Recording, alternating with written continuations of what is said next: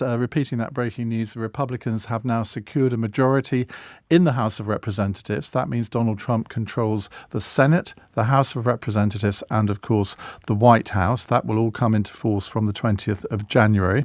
And this comes after the president-elect headed to the White House this afternoon to meet with President Biden. And he's also been making more cabinet appointments. Let's talk to Simon Marks, LBC's US correspondent, who joins us live from Washington, D.C. You've been a busy boy today.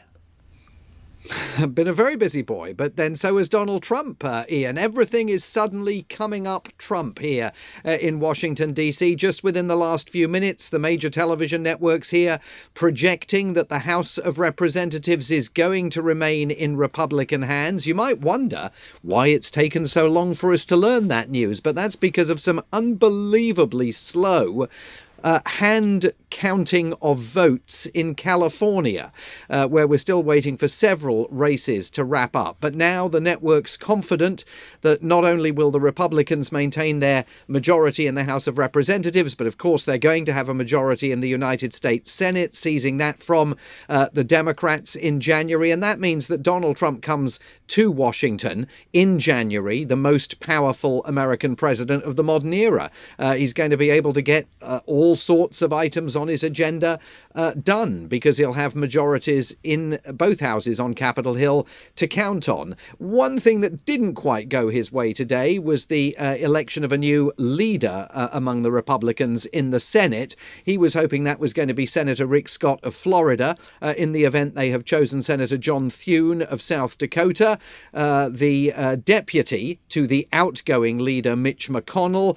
Senator Thune insisted that he is ready to work with the president-elect and to help the Trump agenda pass its way through the Senate. But that's going to be a tougher road for Donald Trump than it would have been if Rick Scott had won that election. But the big event of the day, of course, was at the White House, where Donald Trump met President Biden.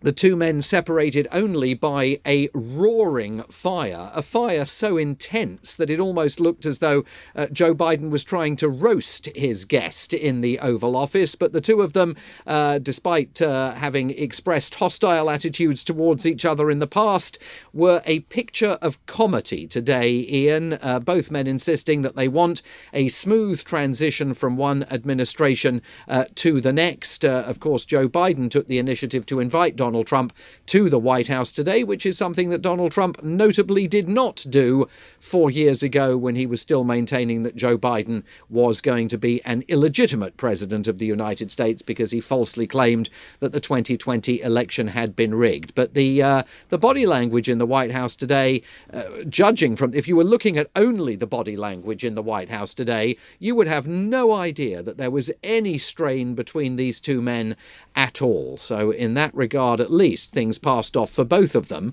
as well as kind of been expected. When was the last time that an incoming president had a Congress which had a majority of his party in? I mean, I think it happened once with Ronald Reagan. Has it happened since then? Barack Obama, for the first 2 years of his administration, I think had majorities in both the House and the Senate. And indeed, many argued that he squandered his ability to get stuff done during those first 2 years, because he then suffered substantial reversals in the midterm elections. And that, by the way, Ian, is one of the reasons why Donald Trump wants all of these appointments that he's announcing, that are sort of dribbling out of Mar-a-Lago, including some pretty extraordinary ones. I mean, a Fox News weekend breakfast program anchor with no national security experience, although he is a combat veteran, Pete Hesketh, to be the next US Defense Secretary. Donald Trump wants all of these appointments greenlit as quickly as possible, because remember, the cabinet appointees have to win Senate confirmation.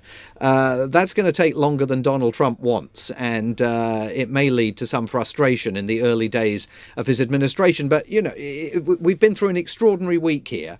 I mean, on Wednesday morning of last week, as reality started dawning here, there were Democrats on CNN who were saying, I hope Donald Trump doesn't think he's got a mandate to come in and change America. Well, Donald Trump absolutely has that mandate to change America, and now he's going to have both houses of Congress and a majority of Republican-nominated justices on the Supreme Court very much at his disposal. So there will be an imperative on him to make any radical changes in the first 2 years, because inevitably in the midterm elections in 2026, am I right? Yes, 2026, the Republicans will inevitably lose one, maybe two houses of Congress. Well, that's certainly what Democrats will be hoping. Of course, Democrats were hoping that Donald Trump would never be back in the White House in the first place, but that's how last week panned out. Donald Trump wants to be radical from day one, and he wants to be consistently radical throughout his administration. And all of these appointments that he has unveiled, including even the stuff like Elon Musk and Vivek Ramaswamy heading the, up until now, entirely fictional Department of Government Efficiency, all of these appointments are absolutely proven loyalists, supporters of Donald Trump's Make America Great Again movement, of his America First agenda. He's going to ride in here on January the 20th, determined not to make what he thinks were the mistakes of his first term in office, namely finding common cause with careerists in Washington, D.C., the great and the good, the specialists in various areas of policy.